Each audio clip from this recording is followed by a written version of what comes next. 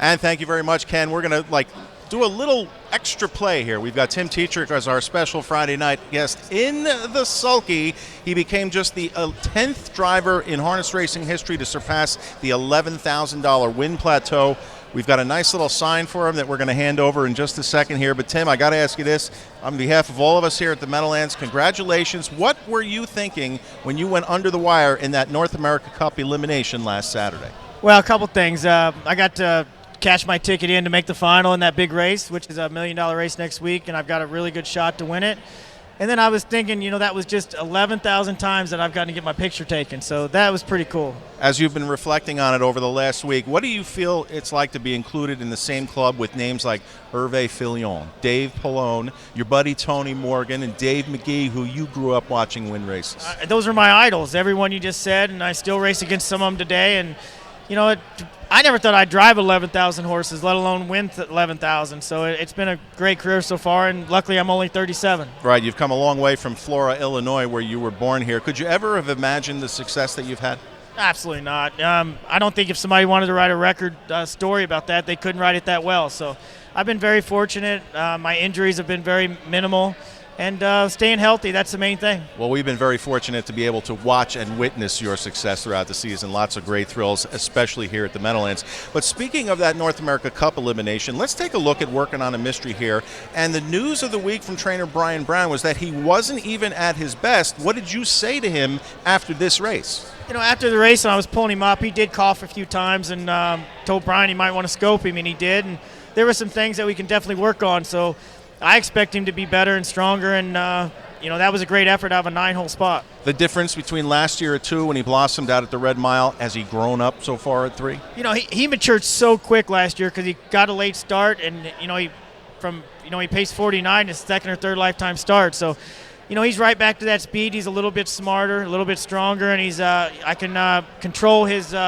Used as my pedal a little bit different on him. It doesn't get stuck. Yeah, we all know it's going to be a really exciting race and one that's very hard to handicap and predict. But is it safe to say that your confidence level going in to win another cup is high? Oh, very high. I've got a very nice horse for great connections. Brian does a great job, and Brian knows how to have him ready on a certain day, and I expect the horse to go a great effort. All right, should be fun to watch that race. But that's not the only superstar that you're going to be driving tomorrow night at Woodbine at Mohawk Park here.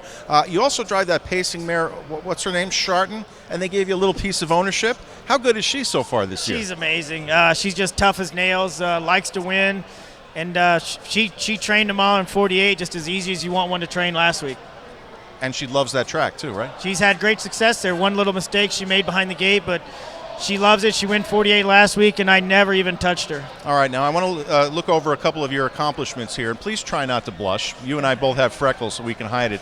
A single-season win record, $200 million in earnings of your mounts as of last fall, 5 Meadowlands Paces, 2 North America Cups, 18 or so Breeders' Crowns, and a Hamiltonian. And speaking of the Hamiltonian, you've got a seat behind one of those Melander colts with the first initial G, Green Manalishi. So please give us an update on him. It seems like he finally turned the corner last Saturday. Yeah, he just had a few issues there, and I think they changed his shoeing. He was a little struggling in the turns, but the other day I put him right through the qualifier, and he did everything right and ended up trotting 53, but did it the right way. All right, now I can't interview you and not talk at least about the 2012 Hamiltonian. I wanted to show it to you, but we've got a machine upstairs not working. I mean, it's one of your most special wins with a horse that now lives in your backyard, right? Market share. He's going to be special in my life forever. He gave my first Hamiltonian, and he was a little horse that could. He really tried hard, and every time we put him on the racetrack, he tried to do his best. All right, market share, certainly one of the greatest memories both you and I will never forget. Now, we can talk all night probably about drives and horses and stuff like that, but I did want to ask you about 2 horses in particular tonight. We've got those 2 series races, so you've got a real nice pacer by the name of Duplicated for Joanne and Jim King Jr. Tough post tonight, though. Yeah, tough post. This horse is still eligible to everything for the year, and with the 9-hole, and he's got some gate speed, but there's some nice horses in there, so I just gonna have to play it by ear and do the best we can. Yeah, they could be mixing it up, especially with Highlighter and Western Joe in there, so Duplicated, going to get a nice price if you like Timmy in that one. In the other race, the Mr. Muscle Man, though, you've got a horse that absolutely came into his own in the Maxi Lee a couple of weeks ago down at Harris Philly. How good is Guardian Angel Oz? He's at top of his game. the race here, and in the first start he had the 11 hole in a 12-horse field, and if anybody watched it, he had more trot than anybody in that race at the wire. And then he went to Pocono and win in the slot 53, and he won the other day in 51. So the horses, he's come back at 5 so much better, stronger, and smarter. He's on top of his game. Any concern at all that he does not have a very good record here at the Meadowlands? Absolutely not. No, absolutely not. He just had some of those 3- and 4-year-old blues, and every time that he did race here, there's a lot of mistakes and things that could have went different. That's for sure. Now, you and I are both big social media guys, so I did reach out on Twitter and Facebook, and I asked the fans if they had a couple of questions for you, and I chose 2 good ones. So here we go. Dave Lasner asks, if you're coming down the stretch and you're in the lead, what driver do you most fear coming at you? Who do you try to hold off in that spot like that? Who don't you want to see coming? Any of those top 5 or 6 guys. The competition is very strong. Brian, Yannick, Dave. All them guys are great drivers, and if they're close to you, you better watch out and worry about them because they'll keep them coming at you. All right, there you go, Dave. There's the answer to your question. Now, Mr. Tom Dubrick, who's probably a friend of both of us, he said, how long can you keep up this incredible pace? It really is astonishing. As long as I can still pick up my checks up on Monday and keep making money, and it's still fun, getting to drive good horses and winning with market shares, and looking forward to this North American Cup.